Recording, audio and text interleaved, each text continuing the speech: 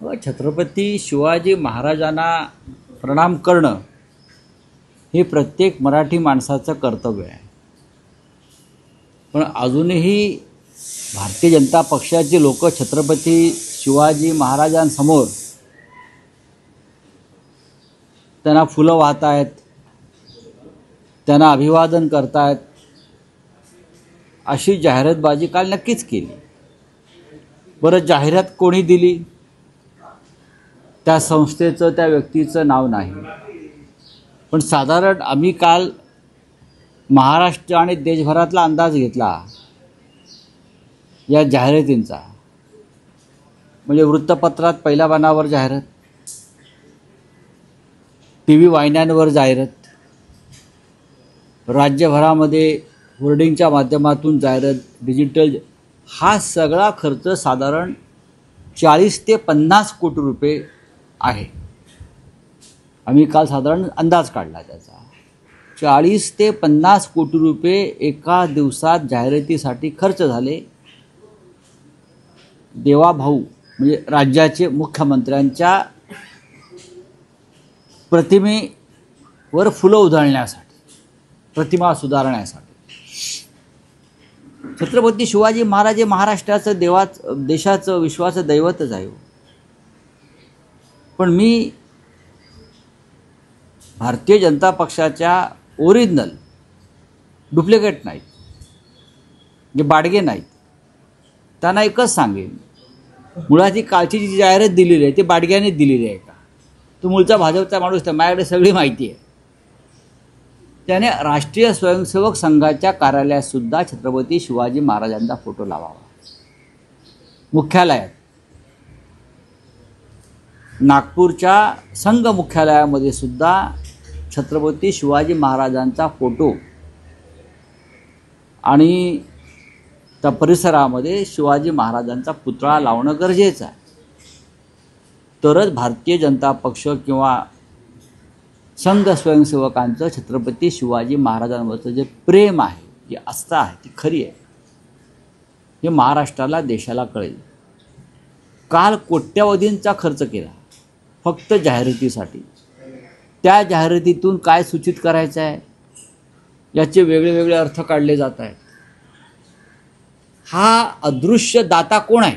भारतीय जनता पक्षाचा दानशूर हा कार्यकर्ता कोण आहे? अदृश्य, अज्ञात, ज्याने 40 ते 50 कोटीच्या दरम्यान खर्च करून राज्याच्या मुख्यमंत्र्यांची जाहिरात केली. हे महाराष्ट्राला कळायला हवं. हे 50 कोटी रुपयाचा जो खर्च झाला काल एका दिवसाच्या जाहिरातीवर, जाहिरात करण्याविषयी काही कोणाचा आक्षेप असण्याचं कारण नाही. पण वेळ, खर्च, उद्देश आणि हेतू हा स्पष्ट नाही. बरं, ही जाहिरात सरकारच्या माहिती जनसंपर्क कार्यालयाची नाही, ही कोणीतरी एक अज्ञात शक्ती आहे. ही अज्ञात शक्तीने आपलं नाव का दिलं नाही?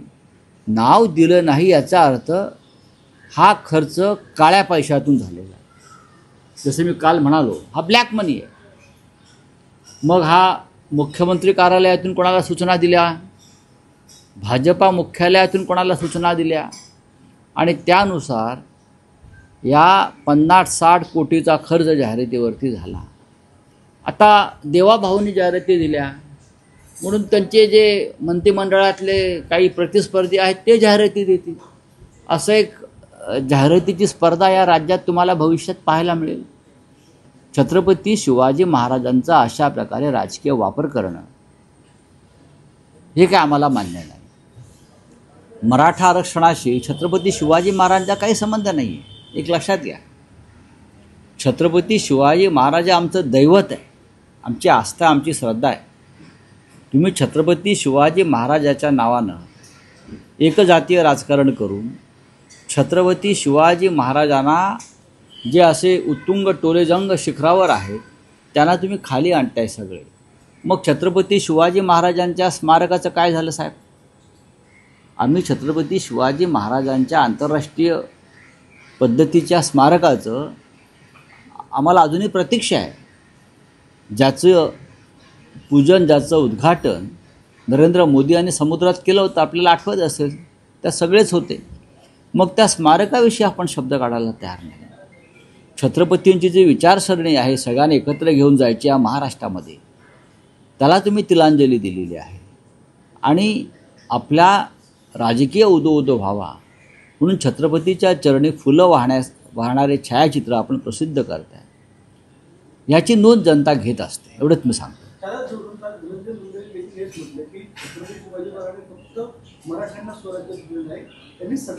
नक्कीच नक्कीच. हे राज्य मराठी राज्य आहे. हे राज्य मराठी माणसाचं राज्य आहे. छत्रपती शिवाजी महाराजांनी 18 पगड जाती जमाती धर्मसुद्धा यांना हे स्वराज्य मिळवून दिलं. आणि त्या स्वराज्यासाठी सगळ्या जाती धर्मपंथातले लोक महाराजांबरोबर जे मावळे होते ते लढत होते. छत्रपती शिवाजी महाराज हे सगळ्यांचे आहेत. त्या दृष्टीनं जगातल्या अनेक महत्त्वाच्या युद्धांमध्ये छत्रपती शिवाजी महाराजांच्या युद्ध कौशल्याविषयी अभ्यास झालेला आहे. मग व्हिएतनाम असेल किंवा अन्य काही राष्ट्र असतील. त्याच्यामुळे जर कोणी छत्रपती शिवाजी महाराजांचा अवमान अशा प्रकारे करून राजकारण करत असेल तर त्याचा निषेध व्हायला पाहिजे. छत्रपती शिवाजी महाराजांना फुलं वाहताना राज्याचे मुख्यमंत्री दिसतात हा आनंद आहे. त्याच्याविषयी आक्षेप घ्यायचं कारण नाही. पण तो अज्ञात जाहिरातदार कोण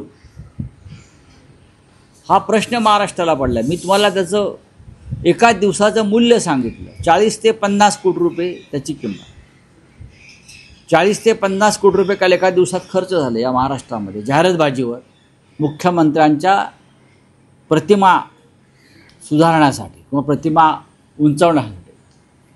कुठून आले पैसे? कोणाचे पैसे? एकतर हा पैसा ठेकेदारांचा आहे, एकतर हा पैसा आपण उपकृत केलेल्या लाभार्थी बिल्डरांचा आहे, किंवा हा पैसा अंडरवर्ल्ड डॉन मंडळींचा आहे, ज्यांना तुम्ही काहीतरी मदत केली आहे, ज्यांना तुम्ही PMLA कायद्यातून सोडवलेला आहे, अमुक केला आहे, तमुक केला आहे, ईडीतून बाहेर काढला आहे. अशा लोकांचा हा पैसा आहे. त्याशिवाय कशा करता एवढी दानशूरता कोण दाखवेल? भाजपच्या कॅम्पेनिंगमध्ये कुठेतरी श्रेयवादाची लढाई सुरू झाली का? एकनाथ शिंदे म्हणतात कुठेही श्रेयवादाची लढाई नाही, आमची दुसरी विनिंग सुरू होणार आहे. कोणाची? एकनाथ शिंदे, फडणवीस आणि आमची. अच्छा, काही हरकत नाही. बघा ते काय म्हणतात त्याच्यावरती महाराष्ट्राचं राजकारण चालत नाही. सर्व प्रकारच्या इनिंगमधून ते बाहेर पडलेले आहेत. आता या महाराष्ट्रामध्ये जी काही एका इनिंग वगैरे काय सुरू आहे ती देवेंद्र फडणवीस यांची सुरू झालेली आहे. आणि फडणवीस नाईट वॉचमन म्हणून येतात आणि आऊटच होत नाहीत. हे शिंद्यांना कळायला पाहिजे. एक प्रश्न आहे. आता अनंत चतुर्दशी झालेली आहे. अनंत चतुर्दशी झालेली आहे. आता नवरात्र येणार आहे आणि शिवसैनिकांना दसरा मेळाव्याचे वेध लागलेले आहेत. काल सचिनही रेड्डी नाही, मला माहीत नाही की दोन्ही भाऊ एकत्र येऊ शकतात किंवा दसऱ्यामध्ये मोठं गिफ्ट मिळेल. मला त्याच्याविषयी काही माहीत नाही. मी इतकंच सांगू शकेन की सन्माननीय उद्धव ठाकरे व सन्माननीय राज ठाकरे यांच्यामध्ये उत्तम प्रकारचा सुसंवाद अनेक बाबतीत सुरू आहे. एवढं मी तुम्हाला खात्रीनं सांगेन. दोन्ही कार्यकर्ते दोघांच्या मेळाव्यामध्ये देखील सामील होण्याची शक्यता वर्तवली होती. मी याच्या बघा, मेळावा हा शिवसेनेचा असतो, दसरा मेळावा हा शिवसेनेचा असतो. माझ्या माहितीप्रमाणे राज ठाकरे यांचा एक वेगळा मेळावा गुढीपाडव्याला होतो, अशी माझी आतापर्यंतची माहिती आहे. दोन स्वतंत्र पक्ष आहेत. विचारसरणी जरी मराठी माणसासंदर्भात एक असली तरी दोन स्वतंत्र पक्ष आहेत. शिवसेनेचा दसरा मेळावा परंपरेनं दसऱ्यालाच होतो. शिवसेनेचे पक्षप्रमुख मार्गदर्शन करतात आणि माझ्या आतापर्यंतच्या आकलनानुसार राज ठाकरे हे गुढीपाडव्याला त्यांच्या कार्यकर्त्यांना मार्गदर्शन करतात. चीफ गेस्ट म्हणून किंवा मुख्य पाहुणे म्हणून येऊ शकतील राज ठाकरे? हे मी कसं काय सांगणार तुम्हाला? हे मी इथून सांगणं हे माननीय उद्धव ठाकरे पक्षप्रमुख ठरवतील. की मी किंवा अन्य कोणी याच्याविषयी मत व्यक्त करणं हे बरोबर नाही आणि तसं होण्याची शक्यता मला या क्षणी दिसत नाही. दोन्ही पक्ष वेगळे आहेत. दोन्ही पक्षांचे मेळावे वेगळे होतात. कार्यकर्त्यांच्या ठिकठिकाणचे जे मेळावे आपण पाहताय स्वतंत्रपणे होतात. पण नक्कीच भविष्यामध्ये राजकीयदृष्ट्या आम्ही एकत्र येऊन काम करण्यावरती आमच्यामध्ये सहमती झालेली आहे. निवडणुका देखील समोर आलेल्या आहेत. मात्र या संदर्भात देखील काही पावलं उचलू शकतात या मेळाव्याच्या माध्यमातून काहीतरी बघा, दसरा मेळाव्यावर तुम्ही फार चर्चा कोणी करू नये. हा शिवसेनेचा दसरा मेळावा आहे. गेल्या 60 वर्षापेक्षा जास्त काळ हा फक्त शिवसेनेचाच दसरा मेळावा असतो. बोलिए. सर, हिंदी में कहेंगे, चुनाव आयोग पूरे देश में वोटर वेरिफिकेशन करेगा, इसको लेकर 10 सितंबर को एसआईआर को दिल्ली में मीटिंग होगी. कैसे देखते हैं आप इस मीटिंग को? देखिए, ये बात अब चल रही है चुनाव आयोग के बारे में या उनके खिलाफ, एसआईआर के खिलाफ जो आंदोलन चल रहा है वो चलता रहेगा. हमने एसआईआर को विरोध किया है.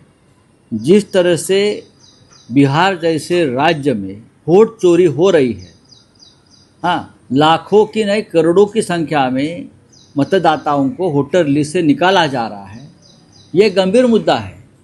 और इसके लिए तो राहुल गांधी जी ने बिहार में जो वोट अधिकार यात्रा निकाली, उसका प्रभाव पूरे बिहार में चल रहा है. तो ये मीटिंग तो होती रहेगी. सर, 11 वर्ष की डबल इंजन सरकार ने बिहार की 2 पीढ़ियां बर्बाद कर दी है, ऐसा तेजस्वी यादव कहते हैं. हाँ, सच कहा है, ये सच कहा है. तेजस्वी यादव ने जो कहा है उसमें गलत क्या है? क्या मिला बिहार को 11 साल में? अब मुझे बताइए. आज भी बिहार के युवाओं का पलायन चल रहा है, हाँ, रोजगार के लिए. अगर 11 साल कुछ सरकार या मोदी जी कर सकते थे तो ये पलायन नहीं होता था लोगों का. अपने गांव में, अपने शहर में, अपने राज्य में रहकर उनको रोजगार मिलता. थँक्यू. सर, लालबागच्या राजाच्या विसर्जनासाठी विलंबन होत आहे. आताची माहिती समोर आली आहे. जो तराफा आणलाय तो गुजरातून आणलेला आहे, त्यामुळे नाही. कुठेतरी अडचण निर्माण होते.